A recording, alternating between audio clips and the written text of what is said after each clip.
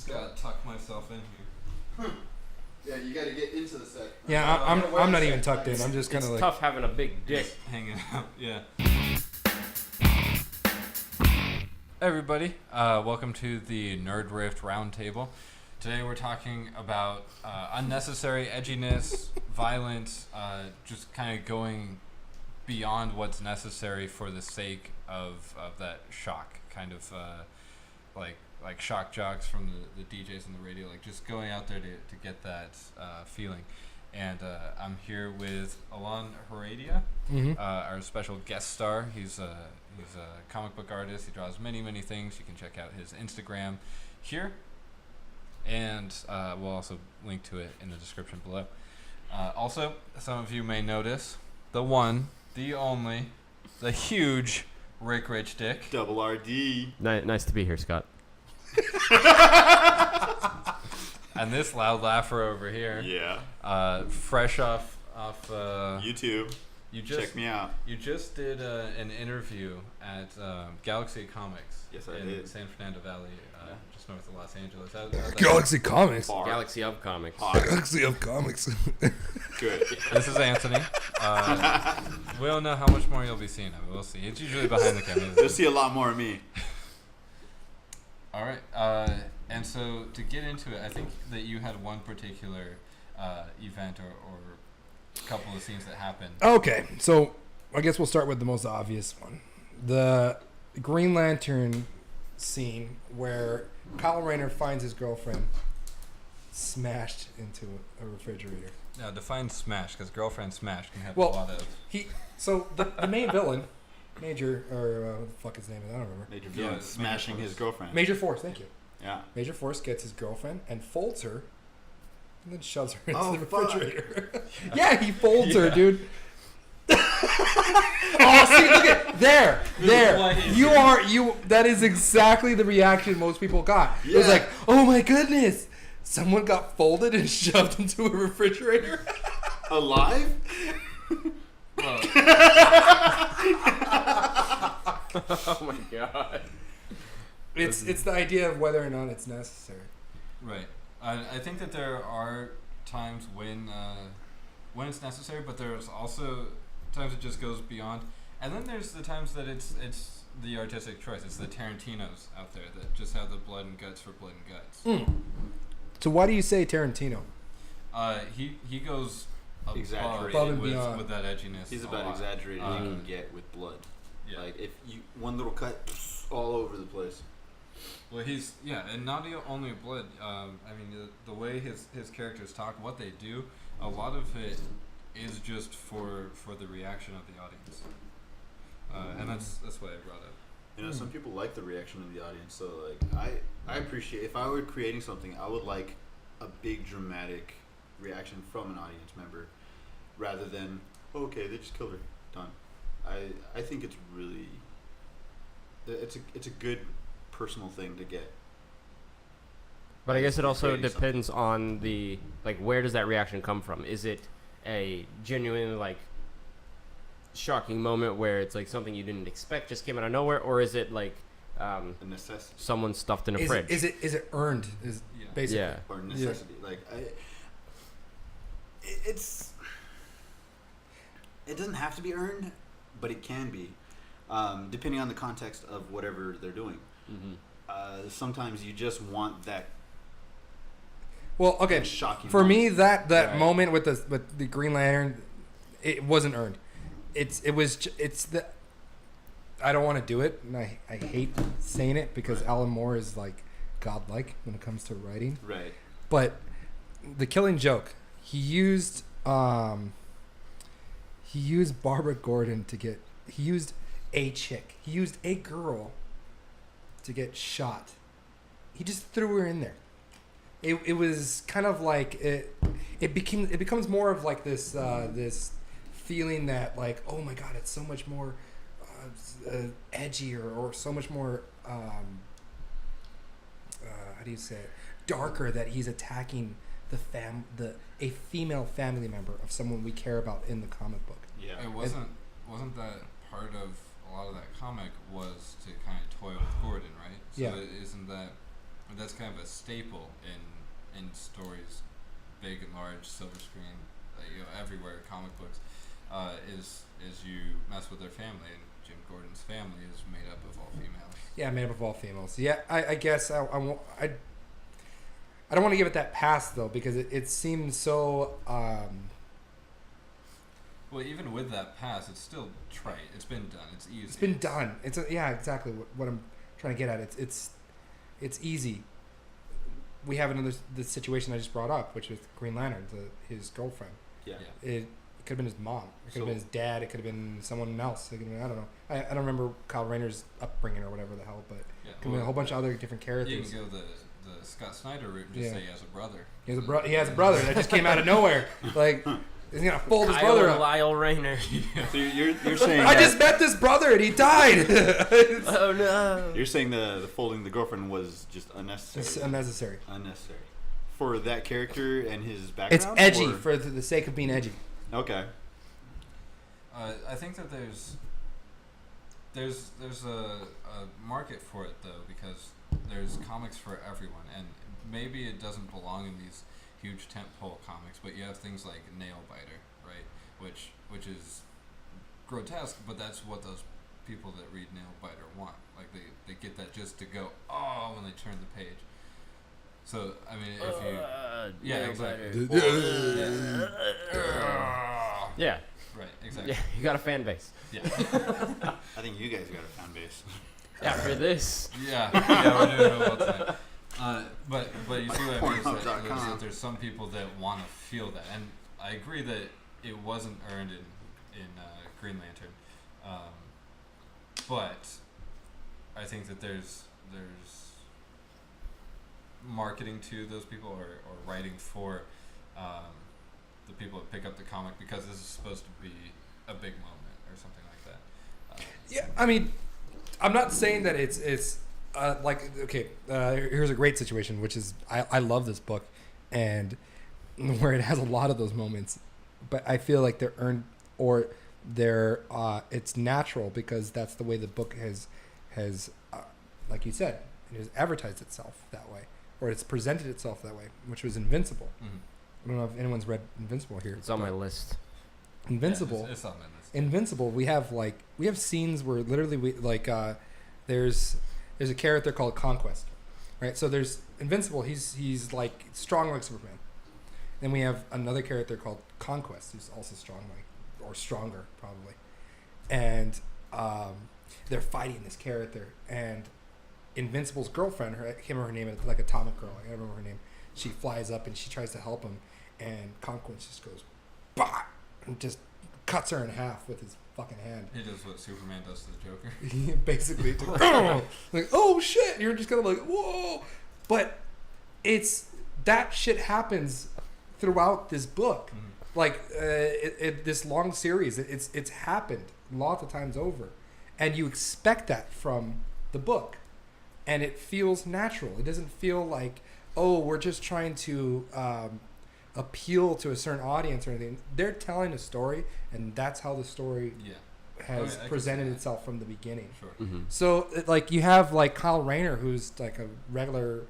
The book is it's never presented itself that way, mm-hmm. and then it shows that, and then you're just kind of like, right. What the like? It's a DC superhero story. Fuck, yeah. What the fuck happened? You know, like, oh, and it happened already. I'm not like, you're kind of like wondering, like, at the time, like, was it for just the shock value, or was it because that person wanted to tell that story?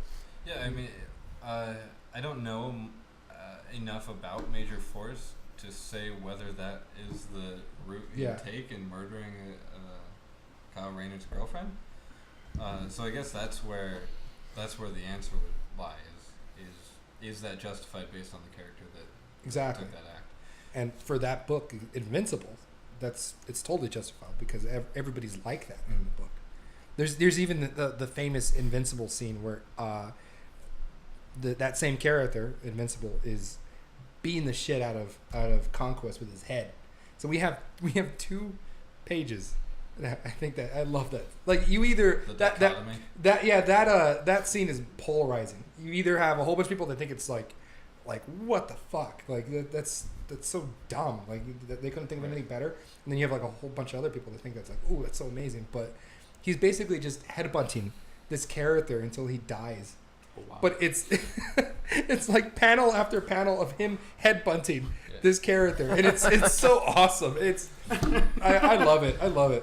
You can do a lot with comic. You can do more than you can do with anything else, as long as the writer can think of it and the artist can draw it. And if it's earned, I feel then it works. It works. Well, I guess that's what I'm kind of saying is that you can go too far. You can put a human in a fridge. You can get to that edgy level where, intentionally or not, you're doing things edgy to be edgy, to say, "Ooh, this is new. This is shock value," or whatever else it is, because the sky's the limit here. There's not as much restraint, I guess.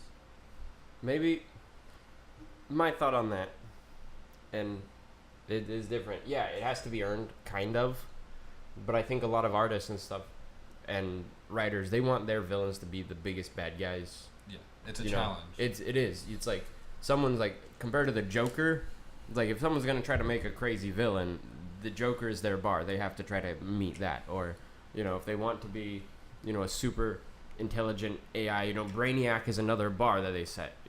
You have tons of different villains, and everyone's trying to out-villain everyone else, and that kind of can create this competition among the artists and the writers to say, hey, let's push the envelope a little bit more, which could lead to, hey, let's shove them in the refrigerator, kill them.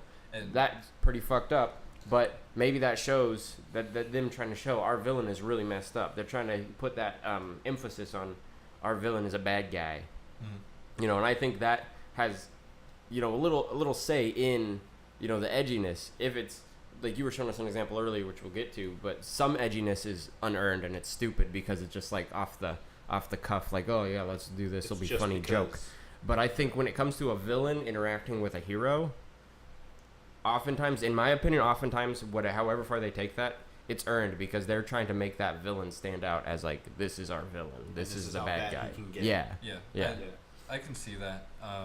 And it's the same in movies too. It's like everywhere. It's everywhere that a lot of times people will just be edgy for the sake of being edgy, and I think that we're on consensus that just for the sake of shock and awe is never the right reason to do these things. Just to be the baddest villain because I said that on this panel on this page, that's not the right thing to do. But in your terms, in building the character and showing the relationship or the thoughts or the actions they take against each other, if stuffing the girlfriend in a fridge was Major Force's defining moment or even opening moment into the comic, which it wasn't, but if it was, then okay, he's dealing with this very disturbed individual. Whereas if he's already a set-up villain, you can't just do that to do it. Yeah, that's true. But then again, in comics, villains and heroes are getting rebooted and restarted and retold all the time. That'll be another subject to go over. I mean, it comes back to what he said. It's like acknowledge what you say, but it's like at the end of the day, we're telling a story, and you don't want to do things for the sake of just trying to like compete with somebody, right? Ideally, you wouldn't. Yeah, you wouldn't. But I mean, I'm from the perspective of the writers and the companies and stuff. Ideally, you want to tell the best story, and also everyone's trying to sell comics. They're trying to move things off the shelf. Which, if you hear, oh, so and so's girlfriend got stuffed in a refrigerator, you might be like, oh, let's check out what was this all about, and then you're like, read it, and you're like, oh, maybe that wasn't as great as it sounds. Yeah, he got dicked. But I mean, in an ideal world, then shock value wouldn't be the go-to thing. But we also see it in a comedy, like stand-up comedy. People are like, oh, let's say fuck, and that's hilarious, and everyone's gonna laugh because I swore on stage. Oh, I'm so funny. Yeah. Every female comic has a bit about her vagina. Yeah, vaginas. But as an artist, it's a funny word. Hilarious. As an artist or a creator, you want to try to pull some sort of emotion out of your your viewers, and so you try to do something edgy, or you'd want to do something drastic as that. It works. I understand that, and sometimes it's necessary, like you're saying, like it's got to be necessary, or it doesn't have to be sometimes. It just. I think it works a lot better when there's something in the story leading up to that, or when it makes sense in that context. You get a lot more emotion. Say, Walking Dead came out, and everybody jumped on that show, right? Yeah. Everybody loved it because you're seeing these people, you're growing with these characters, and then in the next episode they're dead, and everybody's talking about that. Everybody's watching it. But when that happened, it's very, it's almost random in who dies. Whereas right after that, you have Game of Thrones that come out. It does the same exact thing. And it does the same exact thing, except every makes death, you love them first, and then they die. Every death has a meaning. It's not just killing the characters for shock and awe. Right. And I would say that's the better show is Game of Thrones, and that's the better character death. Main characters dying because there's a story plot to it. There's a reason to it. It By all the way, makes sense. Walking Dead, Invincible, same writer, Kirkman. Kirkman. Yeah, so it's a theme. it's a theme. It's a theme for him. Kirkman. But you expect that from him. It's Yeah. wonderful. Like reading the Walking Dead comics now, if like a kid gets shot in the face, you don't flinch. You're like, okay, it's Right. Walking Kirkman. Dead. This is what it is. If that was You change society. If this was a Green Lantern thing and someone gets shot in the face, like a kid got shot in the face, you'd be like, oh, that's Green. What? Hey, close Whoa. the book Yeah. as Yeah. I'm Let that to my happen. little brother. Wait, before we go, I mean, Did that happen? I think but for Kirkman, I don't think he just Kirkman, he doesn't just shoot people in the face. He picks. No, He He's picks. much more creative. He's with much it. more creative with it. He's much more creative with it, and it feels like because that's where we're gonna go off into this topic of Miller, who does shoot kids in the face. Yeah. And it's kind of like, was it necessary to do that? Mhm. Kirkman, I feel like it's a little more. There was a little more heart behind it, where who he picks, who he kills, and or what he does destroy, or whatever the situation Right. is. I mean, It's not like he's sitting there flipping a coin and being like, eeny, yeah. meeny, and, like, This pick- person needs to die because people will trip out. Well, Where this one, on the other hand, Depends on the character. I feel like especially in some cases in The Walking Dead, and I read a handful of the graphic novels. I watched a couple seasons of the show, but there were definitely characters that I felt like died just to die. It wasn't. I can't pull up any from the top of my head. But In the comics, they did Well, feel more that remember way. the comic show, and not the so and the much. show is different. yeah, I've done Yeah. both. I did. Well, it's the same with any literature and video play. yeah, Yeah. You have to Everything's change different. some things. Well, I mean, they're significantly different. So like like Totally that different dick characters. cop, I forgot his name. He Right. dies in the first book. In Shane. Shane? Yeah. He dies in the first book, and then Which in I the feel show, like that one was warranted. yeah, because he's a dick. Well, the events leading up to that too. Yeah, yes, were- a little more like okay, that's understandable. Yeah, that but- he dies. But in the show, everybody liked him, so they signed his contract for another couple of years. Yeah, and then they were like, okay, fine. And I then mean, he, that's and just the then- difference between and then shows he got and comics. Punisher. So Yeah. Oh, And yeah. now Oh everyone's my going God. crazy about Punisher, which is cool. could be pretty good. did you want to talk about the specific interactions? Oh, so the specific interaction with Mark Millar. Oh my goodness. So it's one scene in particular, which is like over the top, and so the scene is Iron Man's flying around, and he gets shot out of the sky. He lands, and some soldiers pick him up, and they start talking to him, and Tony Stark like opens up his mask, and he's really feeling it, right? He's really feeling that he's out of place with everything that's in the situation.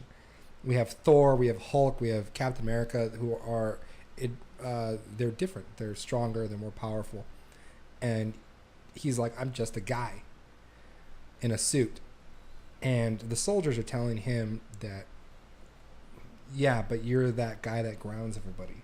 You're that, like, you should be out there because who else is going to? You're doing it because so that we can live. And it's this really heartfelt moment. It's pretty. It's like you can relate to it. He gets back up, and he's like, yeah, I gotta get back out there. And he flies off after being picked up by the soldiers. And these very same soldiers that picked him up, there's this little black kid. He walks over and he smiles and he thumbs up Tony Stark. And Tony Stark thumbs up him as he's flying away. And the soldiers are like, yeah, fuck that guy. At least we don't have to die. And then they walk over and they kick the black kid. They kick this little kid. They're just like, bah, kiss shit. And that's like the only thing. Like, yeah, no continuation of that. No, it just goes into the next scene, and you're just kind of like, what the fuck just happened? It kind of shows how like realistic not realistic, but like how dickish they could be. You'd be like, all right, at least we got someone else to do it, and not us. But and then how asshole they can be, and by kicking or pushing that little kid. I mean, humans by nature aren't the most terrible creatures in the world. Right. We're not like, yeah, okay, we start wars, we do terrible things. Maybe right? we are. But it's a 50-50 kind of thing, right? If we were all pieces of shit, the world would be in shambles. Right? Like in more so. It could go related to like what's happening like right now. It could go even deeper to like more the writer, how the writer had an encounter with a military person and just thought that that's how they are, and so he put that into the see that's the thing. He has the control over that situation. Right. Why show it like that? If he truly believed that soldiers were garbagey people, and why have that scene where they're almost, you give them that hope in the first place? All I'm saying is that he probably had a bad encounter with a military person, and that's how he perceived them or showed them through his art. What he's saying is then why did he have that beautiful moment beforehand where they're all being very compassionate with Iron Man, who was shot down? So Iron Man got shot down. The soldiers came over to help him up, and they said, "Listen, you're the one man among these gods, and you're fighting for us. You're fighting for other humans." That's what I'm saying. Why have that aspect of it? Why even do that?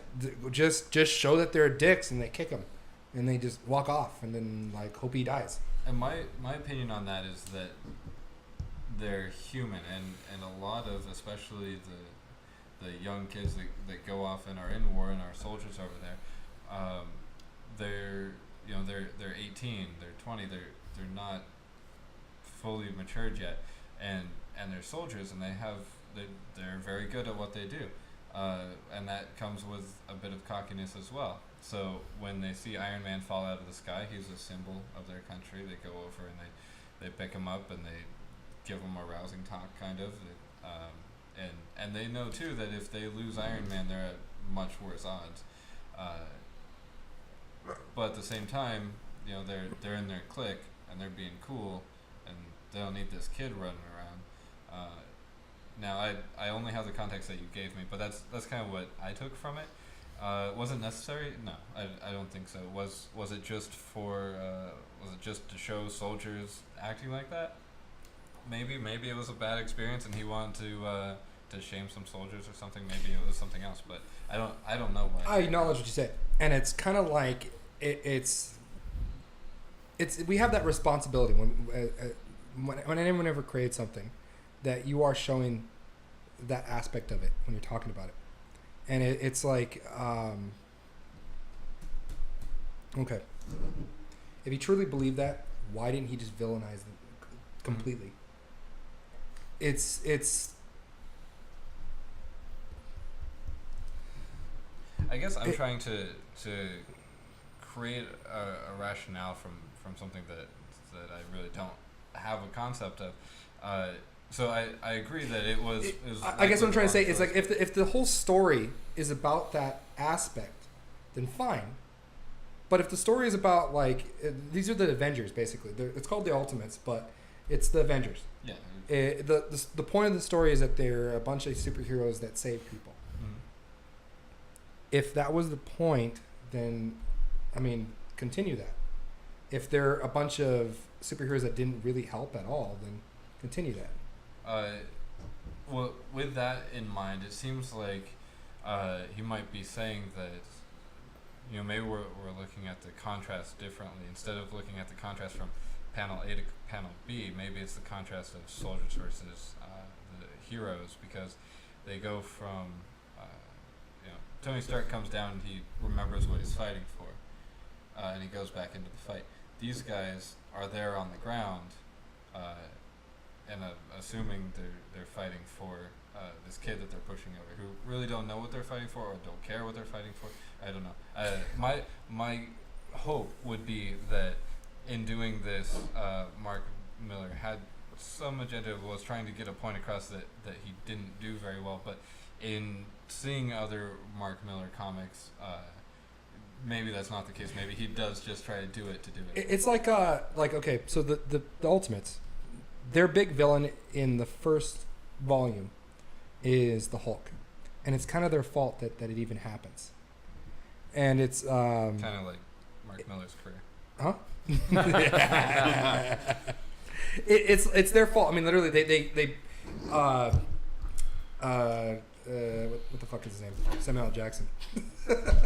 Nick Fury brings the team together to fight whatever. I mean, I don't know why they even make the team in the first place. It means nothing. They make the team, and the Hulk is the big bad guy in the first volume. And yeah, it's them overcoming their big shitty mistake. But then, if that's the case for the second volume, like, why is that the continued theme that they're a bunch of fuck ups, right? And that's the idea about the soldier kicking the kid. Yeah. That there's this I guess, how do you say it, like shittiness, or this idea that humans are just completely flawed. Like, why even show them overcoming their mistake? Let's say that they could just have Hulk just smash everything and just be like, oops, like fuck, he's like finished it and they didn't really help at all. I mean, well, it's the idea of continuing that theme, right? Like, yeah, and I think that part of the reason why I'm defending this so much is that there's far too many comic books that I've read about superheroes where they aren't flawed. They have their powers. They try to do the right thing all the time. They don't. There's very rare opportunities for them to have anything wrong with them or go wrong for them, outside of the villain stuffing their girlfriend in a fridge. And so I'm trying to find some. Sorry. It's great. It's great, isn't it? I'm trying to find some hope here because I want to see more chicks in refrigerators. Well, yeah, I'm not talking about Someday. my personal life. I want to see more superheroes that are flawed. I want to see more stories like that. Obviously, this wasn't done well because it comes across as just kicking the kid to kick the kid. It was done well enough that people love this book. It was just that the moment. book did great, but it's those moments that add up to you really being turned off to Mark, right? See, that's my problem with the term, right? If you're trying to show superheroes that are flawed, they're not superheroes. It's the idea that a superhero is a type, an archetype. Like they're a superhero. I feel like that's a whole discussion we can have a whole other day. Like a whole other day, I know, right? That's another flawed versus perfect. Every superhero has his downfall and his high fall. Or at least should. Yeah. Well, there's a hero and there's a superhero. Right. Well, the superhero, even then, they have a negative side and a positive side. Everyone has it. But like I said, this is another discussion, which will be discussed. I think we'll put on the list of let's talk about this because that's a great idea. I just want to just say that. But you know what I'm talking about. I know what you're talking about. Yeah. I understand your perspective. I do want to say on that in it. this particular scene, we're dealing with Tony Stark and a soldier. They're both human. And So even if Tony Stark is a superhero because he has the Iron Man suit, he's still a human at heart, right? So would he just be a hero then? He's a hero. Watching The Watchmen. I mean, reading The Watchmen. I'm sorry. Are you the one who watches The Watchmen? Watch it. I know. Who's watching The Watchmen? The Watchmen. The Watchmen. I feel like he's asking the question: are these superheroes? No, they're not. Right. I don't even know if they're heroes. And I love that. I think that's part of why that book. Yeah, why that book is the fucking, that's just the peak. Yeah. You can't really go farther but I think than that. Also goes that extra step of asking, like, what is a superhero? What What is is a same superhero? book, it's not like, are these particular ones superheroes? It's asking a question about all of them. What makes a superhero? But that's also a question everyone has to answer for themselves. Yeah. By definition, I think the superhero is an enabler. Somebody that is just, they have no arc. They are just powerful. They're superhero. They're superheroes. Which is a whole conversation. I'm hearing this and I'm like, I kind of disagree. Oh, but I don't want to throw down on this one. But We're going to keep going. back to this. TBC. I have an opinion on the scene in this book. Oh, here. okay, This edgy kid kicking. Let Dick. I think 100% it's Mark Millar doing his thing. Because he has that history. He did what? Wanted, Kick-Ass. Yeah. Didn't he do Kingsman also? Wasn't that his comic? Like, Kingsman. he does the ones, he does these comics, and every time I read his books, I feel like he's that kid. He's like, oh, I'm going to be edgy. This will be hilarious. And then he, like, gets on 4chan to find out what's really funny.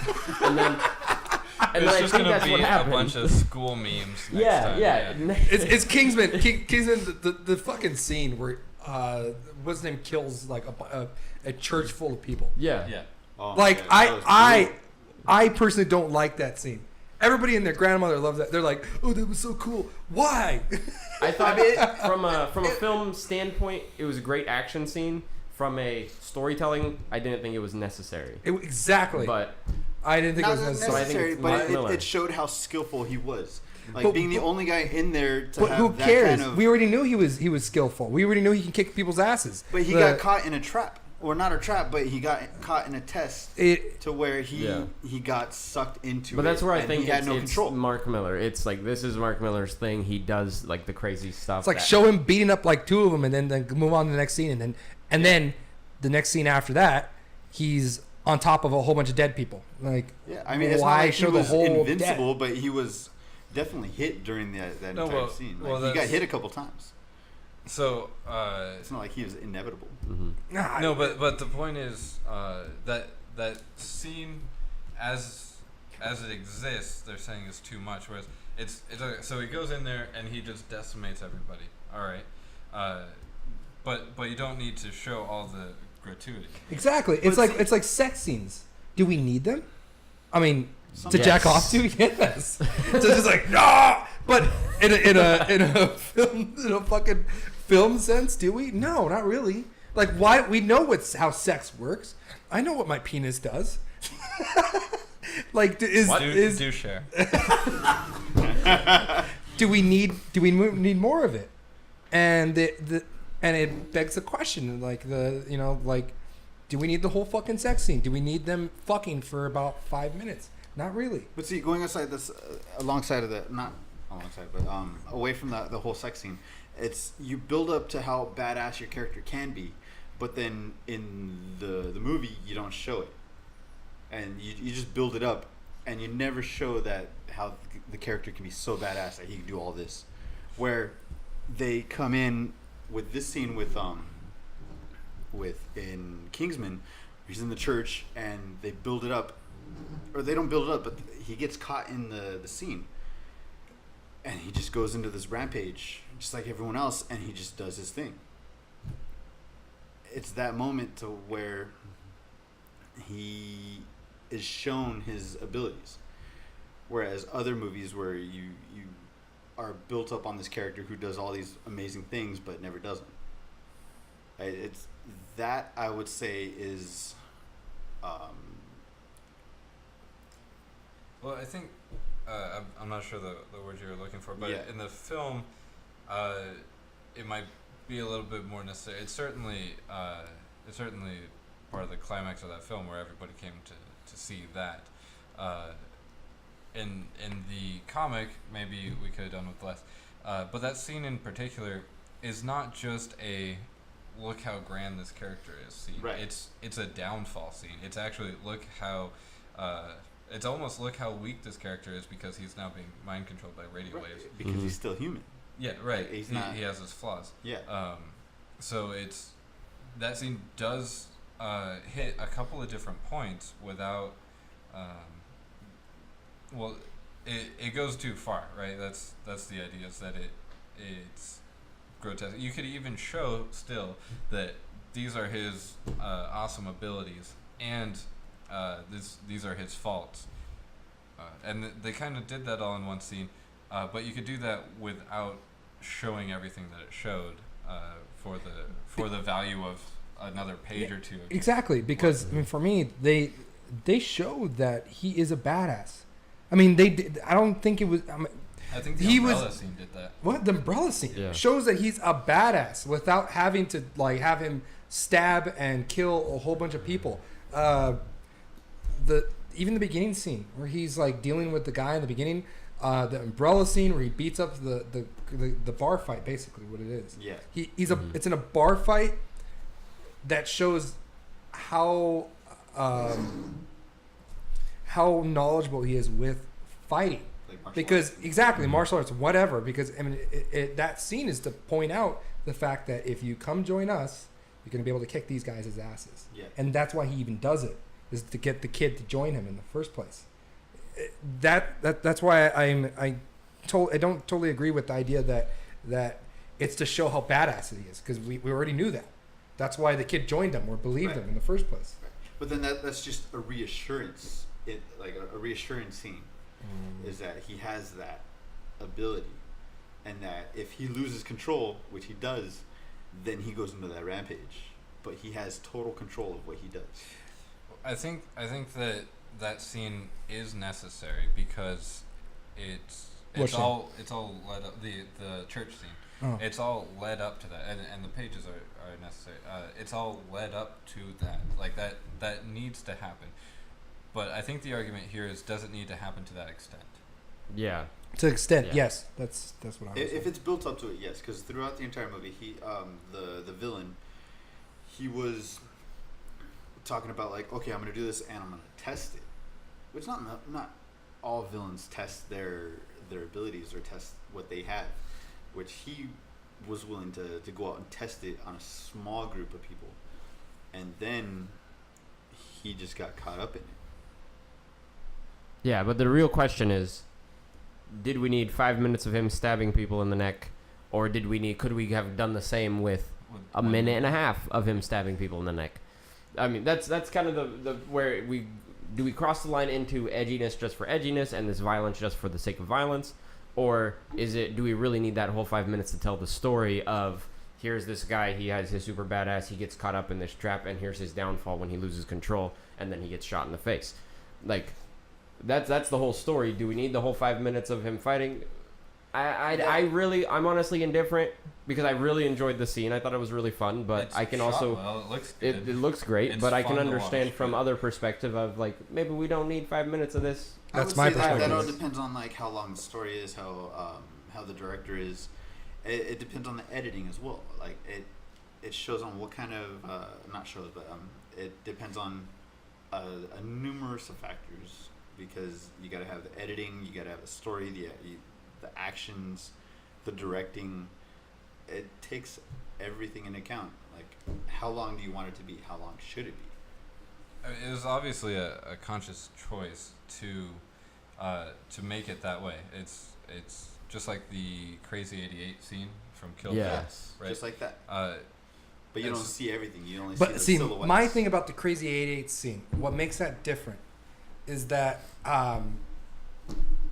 it was building up to that. It really was building up to that. Where there was no idea that we were going to have him killing a whole bunch of people. The movie Kill Bill, it's called Kill Bill, first of all. Yeah.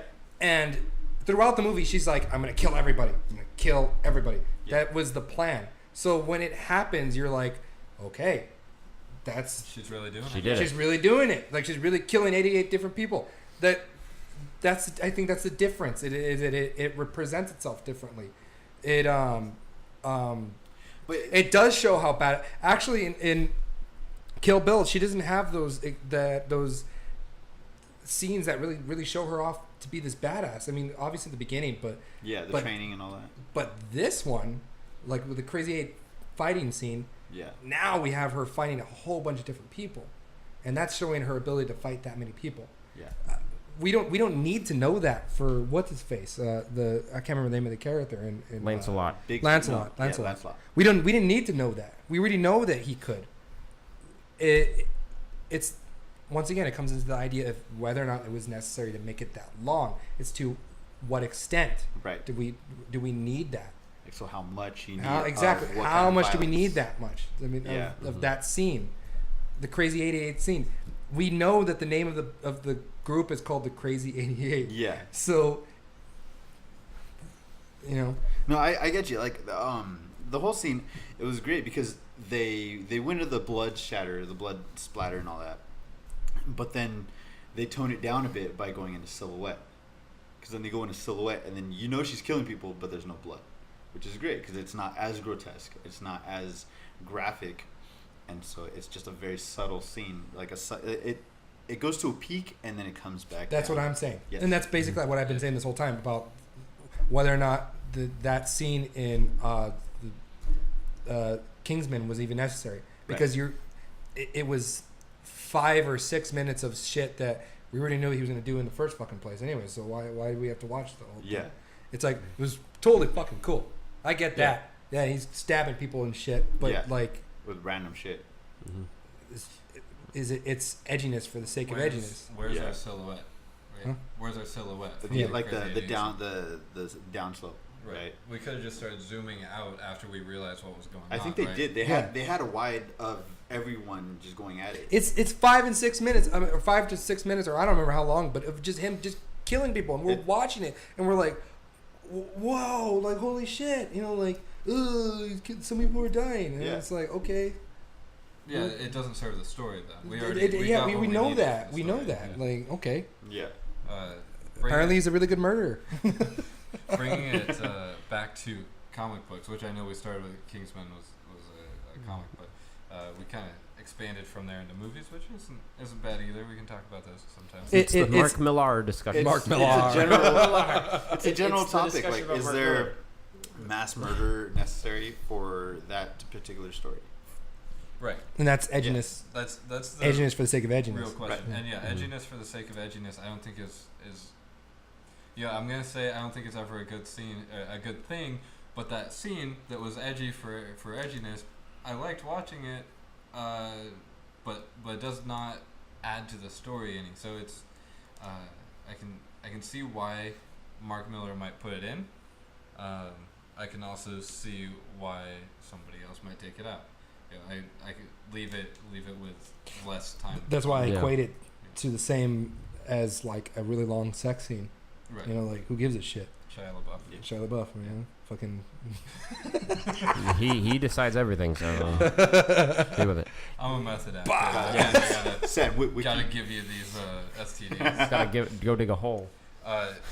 So your thing is Mark Millar. My problem with shock for the sake of shock, edginess for the sake of being edgy, ultraviolence is Action Lab. They've been putting out a lot of comics lately, a lot of different ones.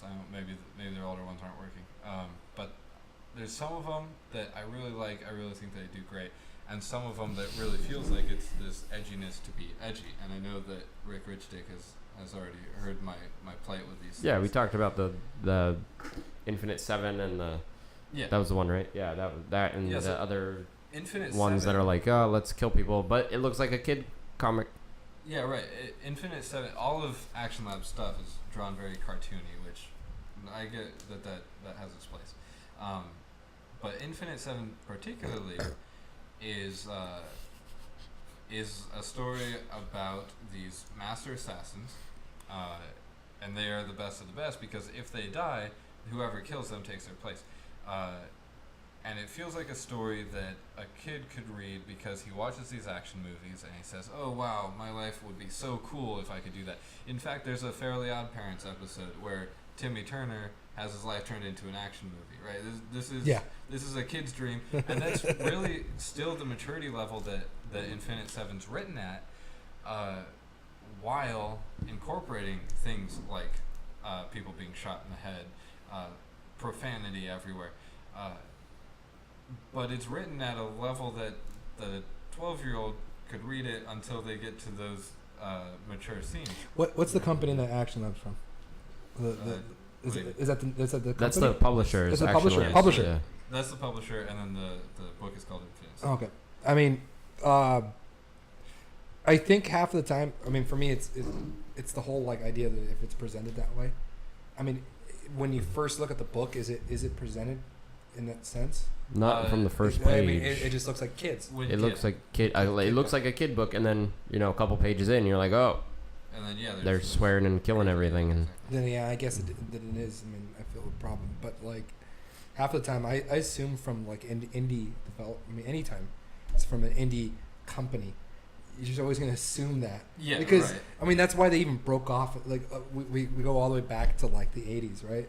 Like why did all these dudes break off? Like what's his name, Todd McFarlane, and why did they break up? Because they wanted to do really something violent, edgier. Yeah. edgy. I want to do Spawn. I'm gonna blow kids up. Yeah, right.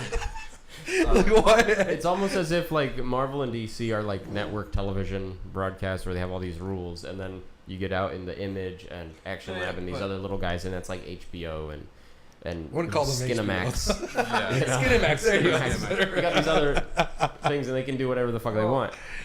Yes, I mean I have. In a sense. I actually like the independent stuff more. Obviously, Image is quickly rising through the ranks, but they were not the big two, and now they're kind of becoming a 2.5, if you will, with all the like Kirkman stuff. But I've always liked Batman's always been my favorite superhero, but outside of that, I've always liked the more independent stuff. Boom, you guys are familiar with Boom? Yeah. Boom, yeah. They're smaller, and they have comics that are written for children. They have comics that are not written for children. They're able to still separate this. They're still able to do the edgy stuff without going overboard. There was a small comic that I really liked a couple years ago called Suicide Risk, and it was complicated, so I won't get into the whole thing. But the idea was kind of that when you use your powers, you things start going wrong in your brain and with your body. And that was a really good comic, and it was a comic that I could share with my little brother, without going overboard. Like just like Infinite 7, the first couple pages, it feels like I could sit down with my 11-year-old brother and start flipping through it. And by the 5th page, I'm like, nope, guess we don't get to learn what happens there. And so my issue is that when you write things that don't mesh, so you're writing what seems like you're writing for a child. The way it's written seems like it's for a child, but then the details you're putting in it are certainly not. Yeah. Which Action Lab seems to do often enough. And they have with everything. Vamp Blade, I give a little bit more of a pass because it's still written at that same kind of low maturity level, but at the same time it's about vampires. Yeah. I mean, you're gonna assume that it's gonna be like True Blood. Straight up from the very beginning, Vamp Blade is like, this is a chick, and the blades do this, and they put her in skimpy clothing, and then she kills them, and like they said that from page 1. It's a vampire. He's gonna suck blood and he's gonna fuck somebody. But kind of essentially. On the reverse side of that, though, I think that I would have continued to read Vamp Blade if when I picked up the scantily clad vampire on the cover, it was equally as mature when I read through it, and it seemed to be a lower maturity level. Like I knew what I was getting when I picked it up, and there's an M+ on it. I knew what was happening, but it wasn't real mature in the story content. Mm-hmm. And that's my problem is when they don't mesh and it doesn't seem to make sense with the story you're telling. So either up the maturity level or lower it. Like I guess the whole point of our conversation then is like find the context. If someone wants to do something edgy, then you make the whole story edgy. Make it fit in the world you're building. Don't just necessarily make something just for the sake of making something. Yeah. Get the point across, tell your story, and then move on to something different. And if you're into DC and Marvel, chill. This is PG. We're doing PG-13 here. Don't stuff girlfriends in refrigerators. Well, definitely because of Marvel, because it's owned by Disney now, so they got to be. Yeah, Marvel's anything. boned. Yeah, basically. Right. And that's another. That's a topic whole we'll other. get into is how movies and comics are coming together to ruin each other. Oh God! I heard they were coming out with Fantastic Four because Fox has the contract, so they're. Well, what are you asking? Fantastic Four is still licensed by Fox. Yeah, they're still Oh, licensed by Fantastic Fox, so they Four. haven't come out with any Marvel content. killed off the Fantastic Four. Yeah, they killed them off. They killed them off. The last book, Right, what was because Fox has the contract, Secret right? War? Yeah. Well, yeah, Secret War. They basically killed the family. They turned them into like gods, and they're like fixing the new Marvel universe. Yeah. So it's like they put them off to the side so they won't use them anymore. Right, and that's why Fox hasn't come out with anything. But the Human Torch and the Thing still exist in the Marvel universe. They're just like off to the side doing their own damn thing. I disagree though, because Fox has licensing, so they don't have to go by canon on the comics, do they? They can do whatever they want. I don't think they They have can do whatever to, the but fuck they they wanna also do. I think it comes down also to the realization of the comics were selling the movies more than the movies were selling the comics. Right. So Fox, if they come out with a Fantastic Four, which they did, and it was garbage, right? Yeah. No one cared. They were like, "This looks stupid. We don't want to watch it." If they tried it again, it would still be like, Yeah. Why? "Try again. Who cares? They No tried one twice already. cares anymore." Yeah, they'd know. have to do. And now they something no totally longer different have the actually. comic backing them up. Right. They don't have the comic pushing people to So go they watch the have no movie, so they have no nothing. they have It's no just content. unfortunate because the Fantastic Four were like Are fantastic. not only that, And there's 4 of them. and there's 4 of them, Yeah. but they were like at one point they're where everything started. They were the basis of the Marvel world, Yeah. the foundation. So I want to say that's how Marvel's trying to get them back is by not making any more comics about them and hopefully waiting out Until the Fox lets contract. Yeah, until Fox lets go. Well, And then, yeah, boom, of they're gonna course. Possibly. reinitiate. But by then it'll probably be too late and nobody gives a shit anymore. Yeah. So. Yeah. But I'm At least they got a good send off. the good following of Fantastic Four character or Fantastic Four followers will probably come back to it and be like, all right, cool, more Fantastic Four, and it's going to be a big outrise. That's my opinion. I don't know. You know what? That being said, Wah, wah, wah. Mark Miller, whatever the fuck he did, Yeah. usually would just like sell. Yeah. Like it didn't matter. It's Mark, Yeah. Everybody else had edginess. Mark Miller, bend over and get fucked in the ass by Mark Miller. I did. But he made a Fantastic Four book. Did shitty. Really? Yes. Oh. That's when they realized the curse of the Fantastic Four that Right. nobody cared about them. Nobody cared about them. They just got to come out with a better story, aren't they? No, not Or even no? that. I think they gave him a good send off. They need to just let him be, Oh, let him be, and move on to new characters, I think part Do of something it else. too is which is fine. what the Fantastic Four were is not as relatable or translatable in Exactly, the yeah. modern age. Modern age. Yeah. Okay. There's that idea too. In the world of America Chavez, Fantastic Four isn't important anymore, Chavez. All right. which will be a whole other issue to talk about. America I believe Chavez. we- Back America. To, back to our original topic, the edgy for the sake of being edgy. I think we're all kind of in consensus about it's never a good idea just do it to do it. Yeah, it has its Even place. if Gotta it looks have cool, context. it needs a real reason to be there. Like Yeah. if you need to do a scene where your super cool hero just kills a bunch of people, do it like the Crazy 88. Don't do it like the Kingsman Tricks. You can do it however you want. It's got to make sense and have context. Well, that's what I'm saying. Yeah. Is you can film it. Yeah. Please film it like the Of course. like the church scene, but Yeah. make sure that there's a reason for each one of those Right. seconds that are Just on like film. any film or story it's got to have meaning. Yeah, Yeah. exactly. And I think that so back to Action Lab, because there is something that I picked up. My very first Action Lab comic was Tomboy, and that is about a girl who's in high school and her boyfriend is murdered. Right? Is he stubbed into a fridge? He is. He's not stuffed into a fridge, but Not folded in half. it's a grisly murder. Okay. But the way that they present all of their kind of gratuity is in a way that is acceptable. Like the girl has her family kind of passes down a curse. It's one of those kinds of things, and the way she comes out to find this out is she's riding on a subway with a couple of cops that are talking about her boyfriend's murder. In fact, that they're crooked cops, and so we jump from there to her tired and waking up in bed and stuff. And I don't remember if it was watching the news or somehow she got the news that 2 cops had been murdered on the subway, and it was just a grotesque scene. There's blood everywhere, but that's to lead up to showing that she turns into this mutant demon werewolf thing, and so it was justified in that it's a intro into what she really is. Yeah, it has justification and context. And did they show the whole scene? No, they didn't show her ripping everything off. It's the Jaws thing, right? Don't see the monster.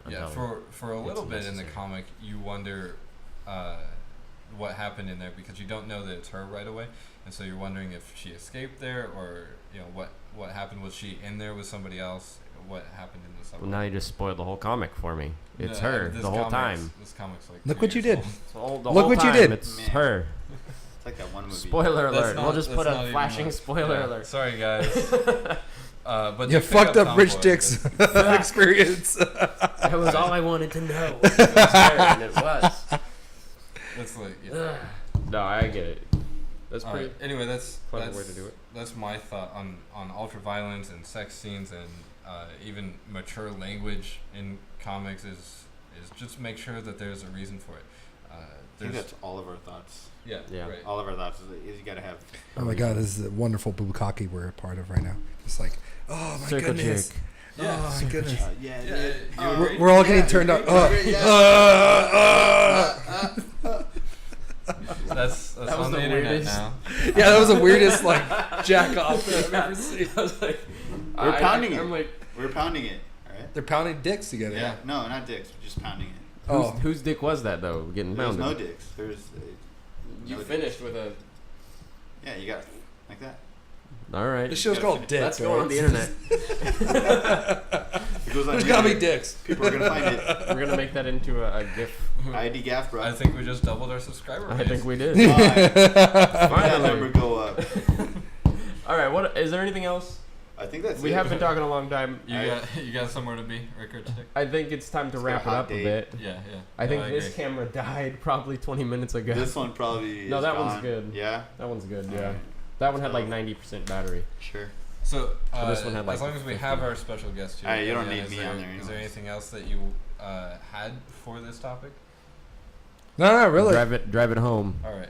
Yeah. So, Drive it home, coming in. Mark Millar, do things with purpose rather than just to show off. Well, right? well, there's Stop he fucking made up. he made Huck, so Yeah, which right. was his like departure from that.